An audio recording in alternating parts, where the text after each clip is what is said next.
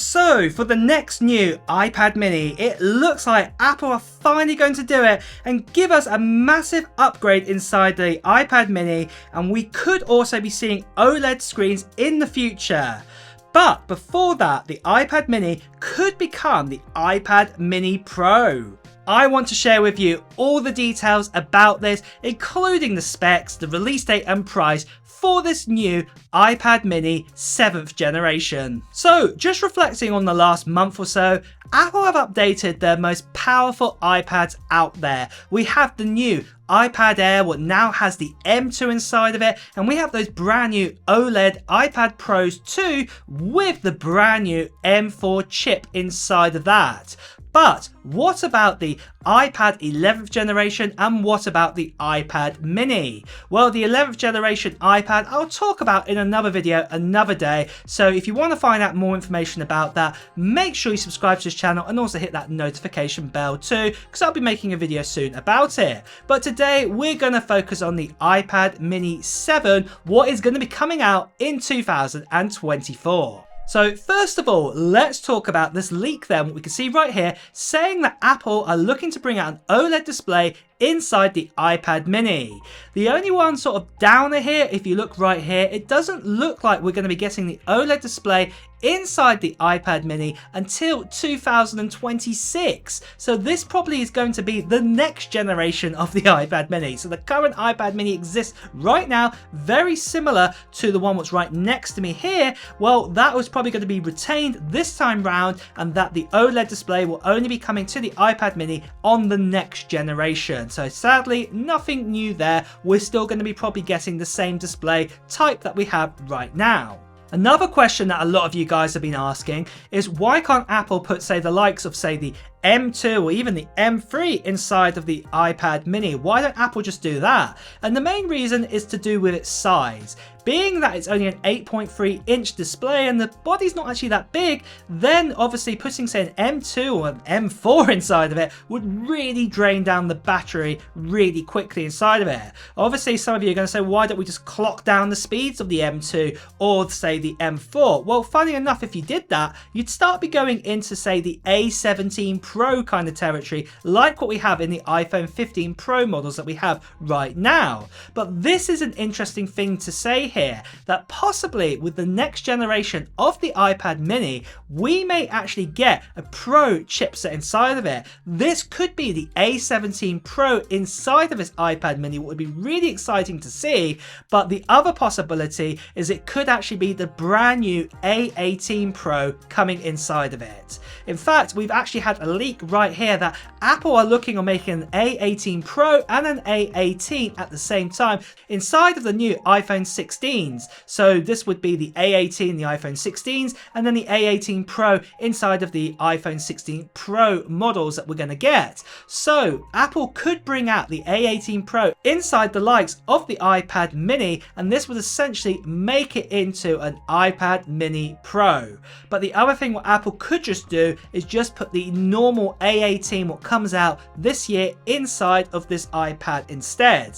Now, for everybody else who's saying, well, why don't Apple then say put the A16 inside of it? Well, this is probably unlikely going to happen too, because normally when Apple bring out an iPad mini, it normally has the most current and up-to-date A chip inside of it. So just like last time, it came out the same time the A15 came out in the iPhones, and we got an A15 in this iPad mini. So this is what I'm saying, it's unlikely that it would be an A16. It's more likely to be the A17 Pro if they're going to use last year's chip, as it were, or it will be the normal A18 or the A18 Pro going inside of it. And this will probably be the major big upgrade we will see inside of the iPad mini. But for any other big changes on this iPad mini, we might get a ProMotion display if it becomes the iPad mini Pro, but only expect it to be normal LED kind of screen with ProMotion. Don't expect OLED, and don't even expect mini LED potentially inside of this iPad. But only if we get a Pro chip inside of it, it would probably get ProMotion inside of it, going up to 120 Hz with that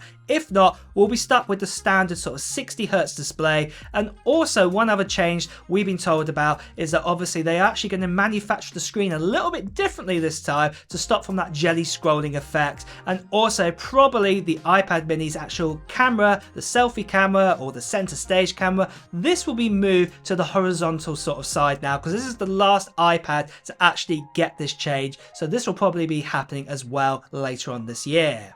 So then guys, just quickly, quite a lot of us, including myself, always like to buy, say, the baseline sort of MacBook or iPad Pro that is available, because going up for more storage costs us even more money. Well, the good news is there's a solution to this, and this is from Charge. This here is the brand new Charge Disk, what is an enclosure where you can put in your own M.2 NVMe 2230 SSD inside of it. So this is the smaller type of NVMe what is available right now, and for example it exists like in Steam Decks and things like that too, but it's also great for a small mini enclosure just like this Charge Disk enclosure that we have right here. What makes this enclosure different is that it's so tiny, it's pocket sized and only weighs 24 grams, and on top of that, it has a cooling fan inside of it too to actually cool down the NVMe SSD down to 20 degrees. The enclosure allows you to transfer up to 10 gigabits per second, and it allows you to, say, transfer a 4K movie in under 2 minutes. The enclosure is also cable free, but what you can also use is this cable here, what is USB-C to USB male on one end, and also you get this protective rubber case too to protect the enclosure as well.